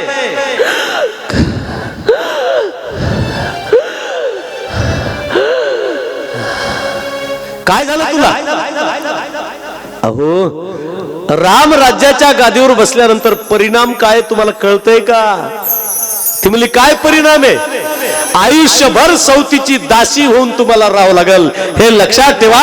आणि तुमचा मुलगा भरत आयुष्यभर भावाची सेवा करून मरून जाईल हे लक्षात ठेवा. तुम्हाला काय मिळणार आहे? कान भरले. आता बुद्धी पलटायला सुरुवात झाली. काय कमी आहे तुमच्या मुलामध्ये, भरतामध्ये काय कमी आहे? ते म्हणले, मंथरे तू सांगतेस ते खरंय ग? खरंच माझ्या सौतीनं असं केलं असेल का ग? म्हणून एक लक्षात ठेवा, कानापेक्षा डोळ्यावर विश्वास ठेवा. आमचे कान भरून देणारी खूप माणसं आहेत, म्हणून कानापेक्षा डोळ्यावर विश्वास ठेवा. चक्षुर्वै सत्यम, डोळ्यांनी पाहिलं ते खरंय. कान भरून देणारी खूप माणसं आहेत, पण मंथरेनं कान भरले आणि कैकईला जागं केलं आणि सांगितलं, घाबरू नका, मी तुमच्या बाजूने. अगं नीट बोल, मी काय करू आता? तू म्हणतेस ते मलाही पटायलंय. म्हणली, काहीच नाही, राजाकडे तुमचे 2 वरदान शिल्लक आहेत, तेवढे मागून घ्या. मंथरेनं बुद्धी फिरवली. नीट लक्ष देऊन ऐका. सगळी प्रजा, राम राज्याची वाट बघणारी सगळी प्रजा आहे. आज काय अवस्था असेल साऱ्या प्रजेची विचार करा. उद्या सकाळी माझा राम राज्याच्या गादीवर बसणार, माझा राम राज्याच्या गादीवर बसणार, माझा राम राज्याच्या गादीवर बसणार. आणि एका रात्रीमध्ये दुर्बुद्धी मंथरेनं कैकईची बुद्धी फिरवली. घरामध्ये फूट पाडली, घरामध्ये फूट पडली. कैकईच्या मनात भरवलं आणि कैकईनं स्वतःच्या अंगावरची भरजारी साडी बाजूला केली, पांढरं वस्त्र परिधान केलं आणि डोक्यावरचे केस विस्कटून टाकले आणि कोपभवनामध्ये जाऊन बसली. कोपभवनामध्ये जाऊन बसली आणि दशरथ राजांना बातमी कळाली की राणी साहेबाला काहीतरी त्रास आहे. लक्षात ठेवा, दशरथांचं मन कैकईवर जास्त होतं आणि दशरथ राजे कैकईवर प्रेम करायचे. काय अवस्था झाली असेल? राजे साहेब पळत पळत गेले आणि बघितलं तर कैकई कोप भवनात आहे. राजाच्या काळजामध्ये धसकन झालं. पत्नी जवळ गेले आणि बोलायला सुरुवात झाली. कैकई, असं काय करतेस ग? पांढरं वस्त्र का परिधान केलंस? डोक्यावरचे केस विस्कटून टाकलेस, काय पाहिजे तुला? काय दुःख आहे तुला? बोल ना. अगं अयोध्येचा राजा आहे मी, सार्वभौमत्व आहे माझ्याकडे, आणि या पवित्र कुळाला वशिष्ठांसारखे विश्वामित्रांसारखे सद्गुरू आहेत. काय कमी आहे आपल्याला? सांग तुला काय पाहिजे, रडू नकोस, तुला काय पाहिजे सांग. राजे, माझे 2 वरदान तुमच्याकडे शिल्लक आहेत, मला आत्ताच्या आत्ता पाहिजेत. दशरथ राजांना सांगितलं, कैकेयी 2 काय, मी तुला 10 वरदान देतो. एकदा रामाचा राज्याभिषेक होऊ दे, तू म्हणशील तसं मी तुझं ऐकल, तू म्हणशील तसं तुझं मी ऐकल. कैकेयी म्हणली, ना, मला आजच्या आज 2 वरदान पाहिजेत, आताच पाहिजेत. राजे म्हणले, अगं असं करू नको, कर तयारी कर, तुझा लाडका रामेन. ती म्हणली, माझा राम लाडका आहे, मला मान्य आहे, पण मला माझाही पुत्र आहे हे तुम्हाला आठवत आहे की नाही? तुम्ही विसरलात का? माझ्या पोटी सुद्धा एक पुत्र जन्माला आलेला आहे, तुम्ही विसरलात त्याला? अगं असं करू नकोस ग कैकेयी, रडू नकोस, सांग ना मला तुला काय पाहिजे. काहीच नाही, मला 2 वरदान द्या, वचन द्या, मला वरदान द्या. सर्व अंग थरथर कापू लागलं. अयोध्येचा राजा दशरथांचा विचार करा, ज्याच्याकडे सार्वभौमत्व आहे, एक छत्र सम्राट राजा आहे. आज त्याच्या डोळ्यात पाणी बघितलं कैकेयीनं, आज त्याच्या डोळ्यात पाणी बघितलं.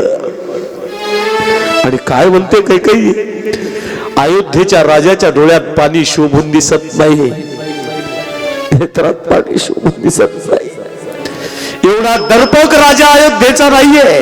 2च वरदान मागते ना मी, बाकी काही मागत नाही मी तुम्हाला, पण काय मागेल सांगता येत नाही. पुन्हा एकदा दशरथ राजाने सांगितलं, विचार कर, 2च्या जागेवर 10 देतो ग. एकदा रामाला राज्याभिषेक होऊ दे ना, एकदा रामाला ना, मला आत्ताच्या आत्ता 2 वरदान पाहिजे. हातात हात दिला, माग तुला काय पाहिजे ते माग.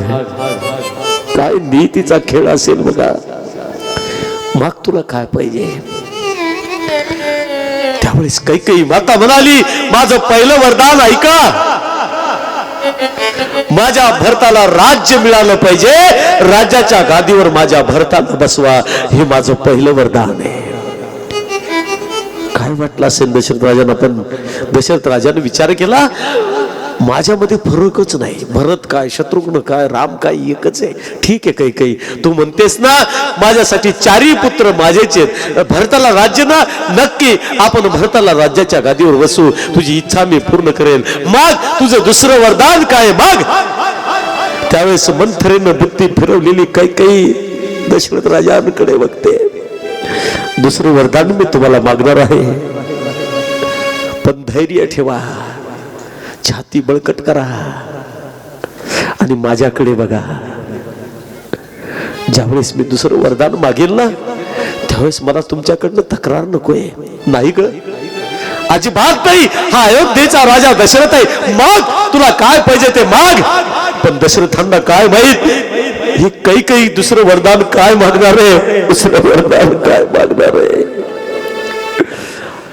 अयोध्येचा राजा उभा आहे आणि हातात हात घेतला. राजे साहेब, मला दुसरं वरदान द्या. रामाला 14 वर्षाचा वनवास, रामाला 14 वर्षाचा वनवास. काय वाटलं असेल दशरथ राजांना? सर्व अंग थरथर कापू लागलं. कैकेयी, कोणत्या जन्माचा बदला घेतेस कैकेयी? तू माझा विचार करून वरदान माग मला.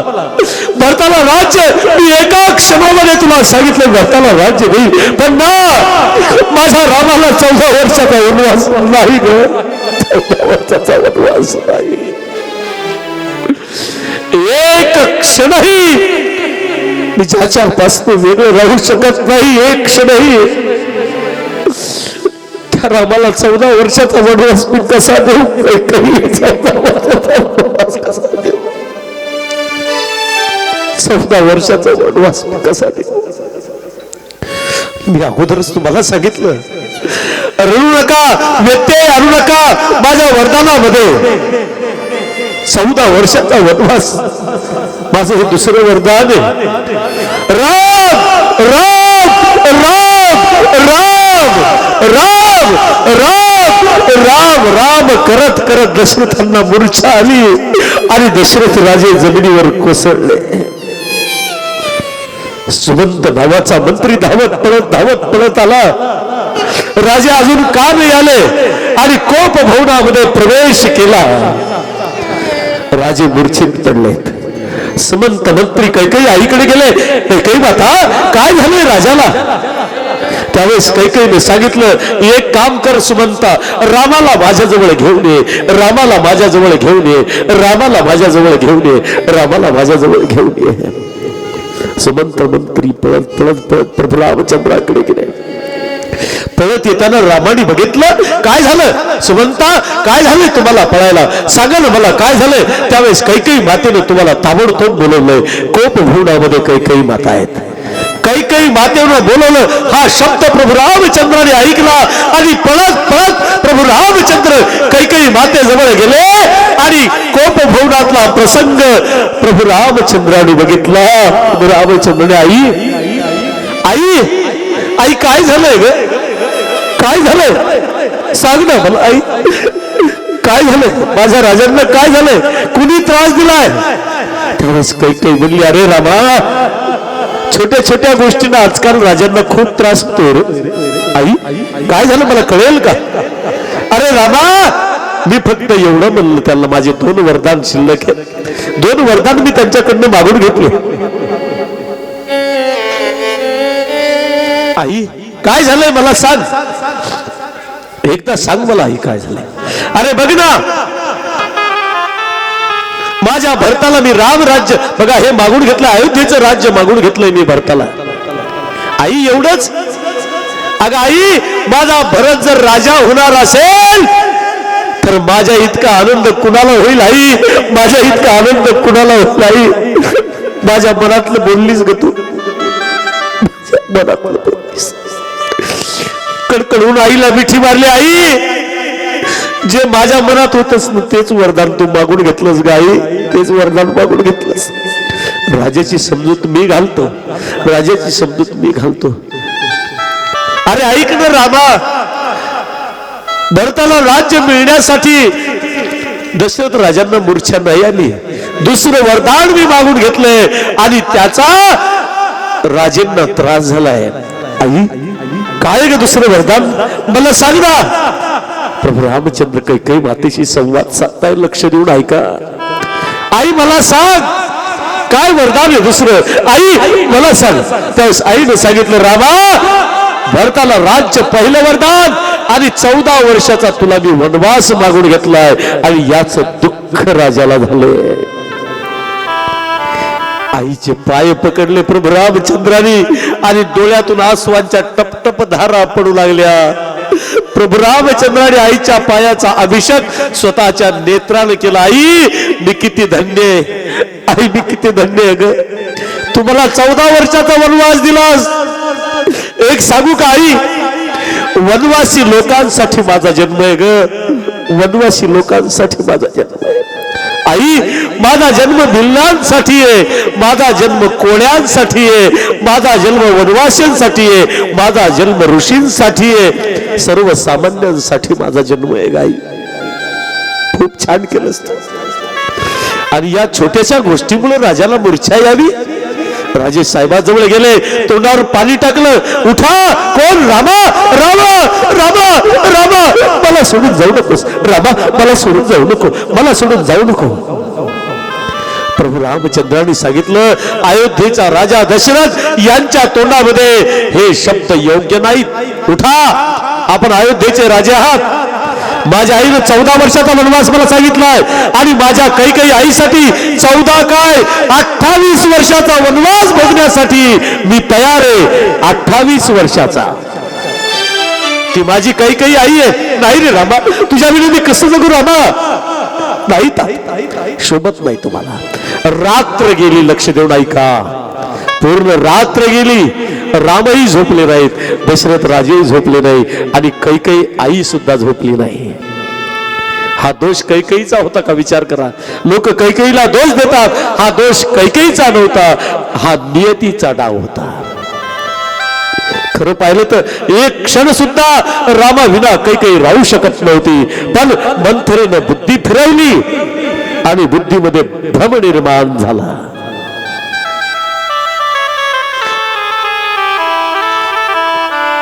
काय अवस्था झाली असेल विचार करा.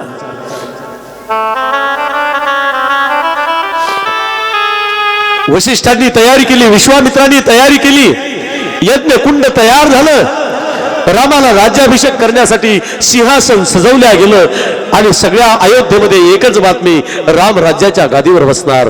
पण काही क्षणामध्ये बातमी पसरली, कैकेयीनं घात केला, कैकेयीनं घात केला, कैकेयीनं घात केला.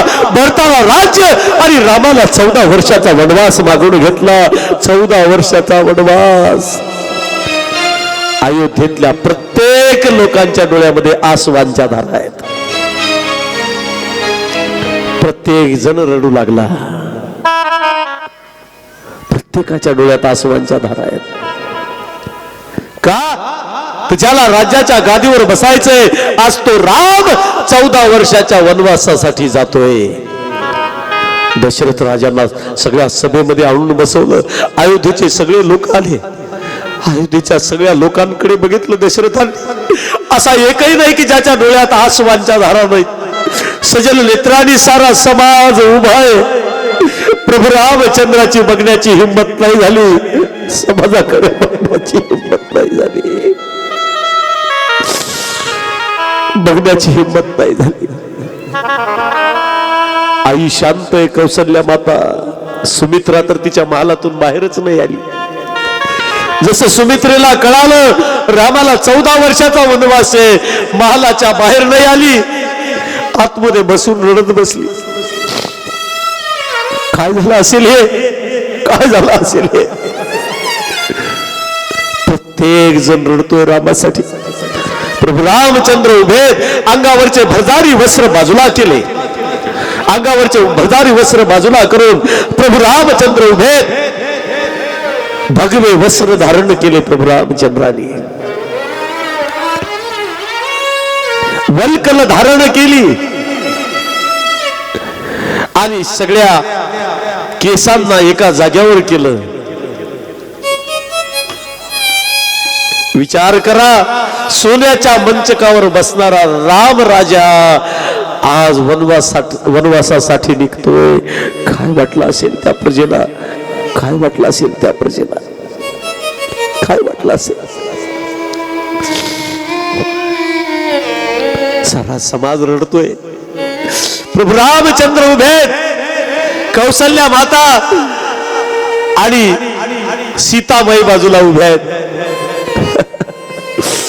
सीतामाईकडे कौसल्या मातेनं बघितलं. काय उत्तर देऊ मी जनकाला? सुनैनाजीला काय उत्तर देऊ? लाडात वाढलेली राजकुमारी, पण दैवाचे फेरे बघा. प्रत्यक्ष वेळ येता कोणी नसे कुणाचे. विचार करा. जिचा बाप राजा आहे, जिचा बाप राजा आहे, जिचा सासरा राजा आहे, जिचा नवरा ब्रह्मांडाचा नायक आहे, तिला सुद्धा 14 वर्षाचा वनवास चुकला नाही. तिला सुद्धा 14 वर्षाचा वनवास चुकला नाही. जिचे 5 पती आहेत, जिचे 5 पती आहेत, कृष्णासारखा भाऊ आहे, तिचं सुद्धा वस्त्रहरण दुर्योधनाने केलं. तिला सुद्धा चुकलं नाही. चुकलं का? प्रत्यक्ष वेळ येता कोणी नसे कुणाचे. सहवास प्रेम मैत्री हे बोलणे फुकाचे. प्रत्यक्ष वेळ येता कोणी नसे कुणाचे. कोण कुणाचे महाराज? प्रत्यक्ष वेळ आल्यावर कुणीच कुणाचं नाही. कौसल्या माता जानकीला बोलते, जानकी तू काय करणार? त्यावेळेस सीतेनं एकच उत्तर दिलं, जेथे राघव तेथे सीता. आई, माझा पती जर अयोध्येत नसेल तर मी राहून काय करील? 14 वर्ष माझ्या पतीच्या सेवेमध्ये मी जाईल, 14 वर्ष मी जाईल. याला सीता म्हणतात. त्यावेळेस आईनं सांगितलं, कौशल्या मातेनं सांगितलं, अगं सीते, वनामध्ये हिंस्र पशु असतात ग, वनामध्ये हिंस्र पशु असतात. तुझे नाजूक नाजूक पाय आहेत, तुला त्रास होईल ग, तुला सवय नाही या गोष्टी. सुकुमार बालिका आहेस तू. तिने जे उत्तर दिलं ते महत्वाचे. माझा पती जसं पाऊल टाकेल त्या पावलावर मी पाऊल टाकेल, मला त्रास नाही होणार. माझा पती वनवासात जे खाईल ते मी वनवासात खाईल, मला त्रास नाही होणार. नीट लक्ष देऊन ऐका. माझा पती जे करेल ते मी करायला तयार आहे, मला त्याच्याबद्दल काहीही त्रास होणार नाही. कारण माझ्या पतीवर माझा पूर्ण विश्वास आहे, माझी पूर्ण श्रद्धा आहे, माझी पूर्ण श्रद्धा आहे. सीतामाईने सांगितलं, मी जाणार. निश्चय पक्का झाला, मी जाणार हा निश्चय पक्का झाला. प्रभू रामचंद्राकडे बघितलं आणि प्रभू रामचंद्रांनी काय सांगितलं लक्ष देऊन ऐका. चतुर्दश ही वर्षांनी वस्यामी विजने वैरी कंदमूल फळे जीवन हितवा मुनी वदामिशम. याचा अर्थ काय होतो माहितीये का? प्रभू रामचंद्राच्या मुखातलं वाक्य, चतुर्दश ही वर्षांनी वस्यामी विजने वने कंदमूल फळे जीवन हितवा मुनी वदामिशम. प्रभू रामचंद्र म्हणले, मी राजभोग्य वस्तूचा त्याग करून मुनींच्या प्रमाणे कंद मूळ आणि फळ खाणारे. विचार करा, वाल्मिक ऋषींचा श्लोक आहे, रामाच्या तोंडातलं वाक्य. मग माझा राम मांसाहारी कधी होता याचा विचार करा. माझा राम मांसाहारी कधी होता? तथाकथित बुद्धिवादी लोक माझ्या रामचंद्राला नाव ठेवतात, अशाचा निपात झाल्यासारखा आहे बघा. झाल्याशिवाय राहणार नाही. संघटना करा आणि हे श्लोक अशा लोकांना दाखवा जे रामाला नाव ठेवतात. अर्ध्या हळकुंडानं पिवळी झालेली माणसं असतात ही.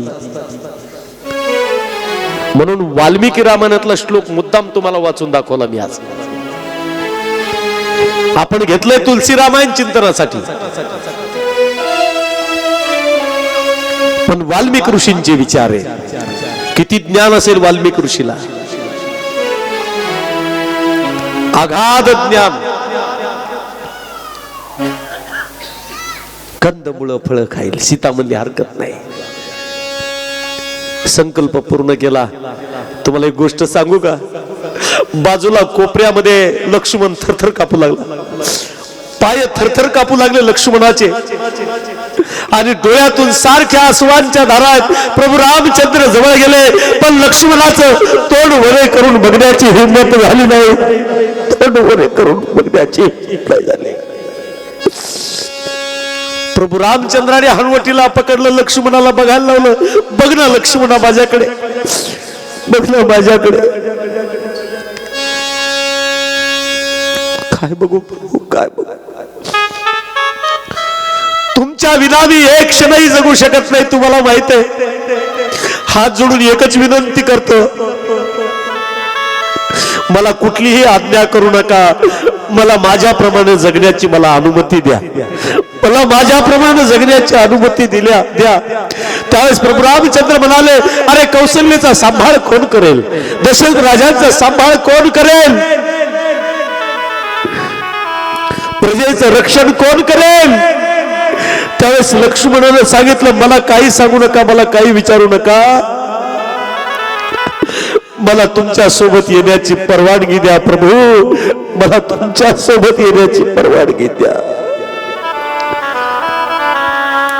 त्यावेळेस प्रभू रामचंद्राने सांगितलं, अरे तुला माझ्यासोबत यायचंय ना, माझी हरकत नाही, पण जाय. या सभेमध्ये तुझी आई कुठेच दिसत नाही. सुमित्रा, आईला विचारून ये जा.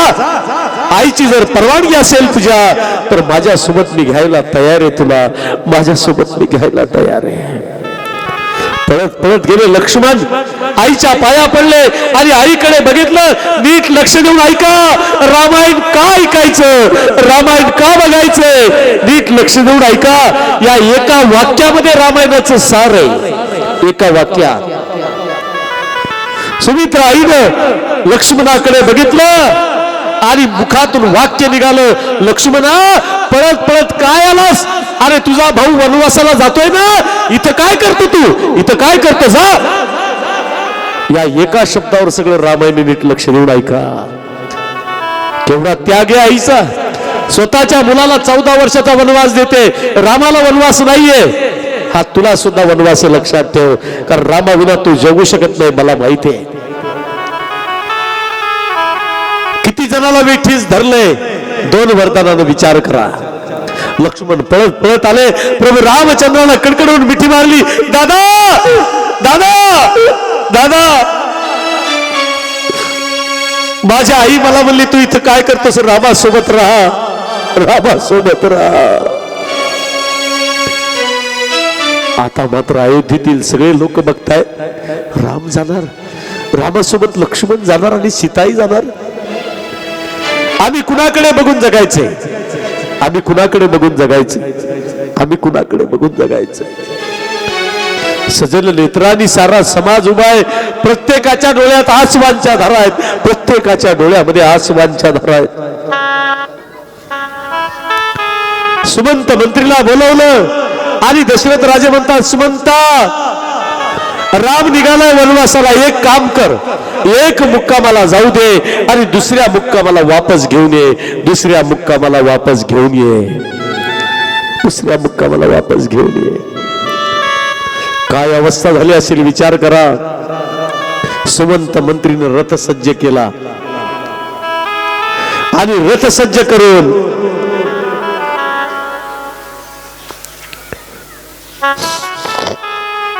वाट बघू लागले प्रभूची. प्रभू रामचंद्राने आईच्या पाया पडले, पित्याचं दर्शन घेतलं, पण अवस्था नाही दशरथांची की रामाशी काही संवाद साधावा, काहीच अवस्था नाहीये. साऱ्या समाजाला हात जोडून प्रभू रामचंद्राने सांगितलं, 14 वर्ष आता निघून जाते. ए बसा खाली, लेकरांना जवळ घ्या ताई, पाठीमागे सर, सरक पाठीमागे सरक, बस शांत बस.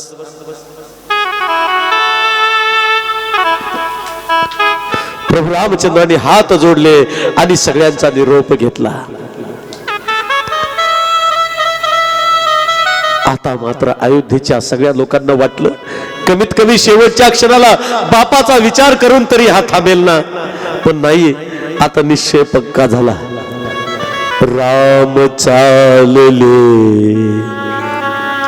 सगळी प्रजा उभी आहे, राम निघाले, राम चालले तेर सपथ निघाले, राम लक्ष्मण सीता. आणि सगळा समाज ओरडू लागला, थांब सुमंता, थांबविले रथ, थांब सुमंता, थांबविले रथ, थांब सुमंता,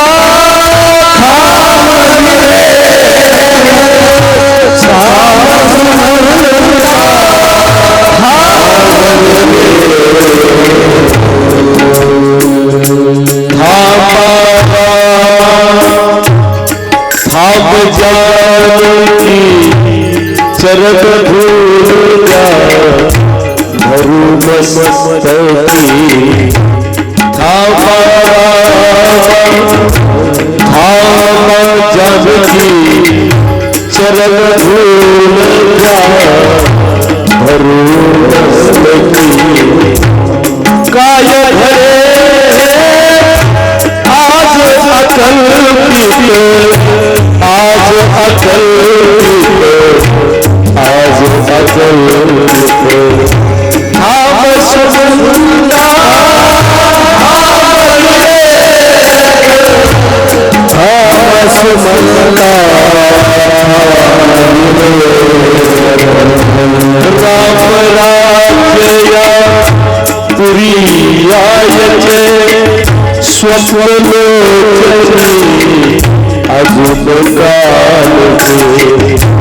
राम पुरी स्वप्न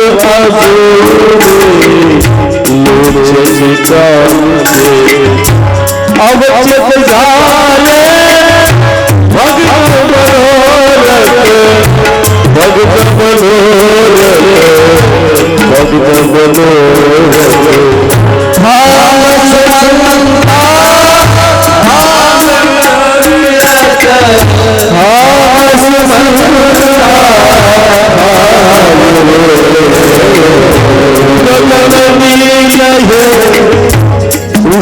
प्रभावी श्री रघुनंदन सीताबाई गगन नील उषा प्रभावी श्री रघुनंदन सीताबाई 14 वर्ष का संगत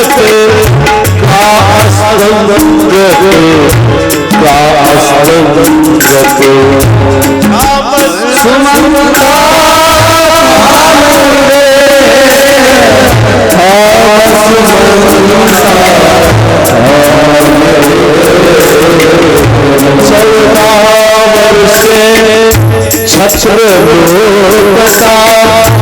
14 वर्ष रात्र रचिया 14 वर्ष छत्र 14 वर्ष रात्र रचिया पूरे नगरी काही मूर्छित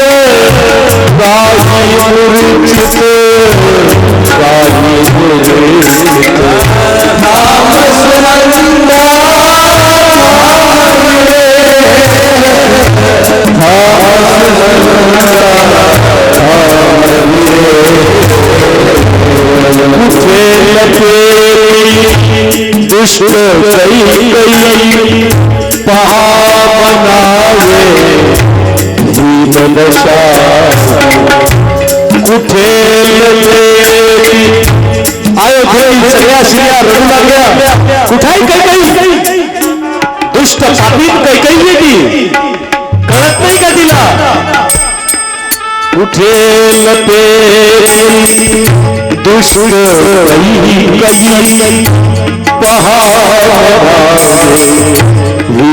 दशा अनंत तुझे तुझे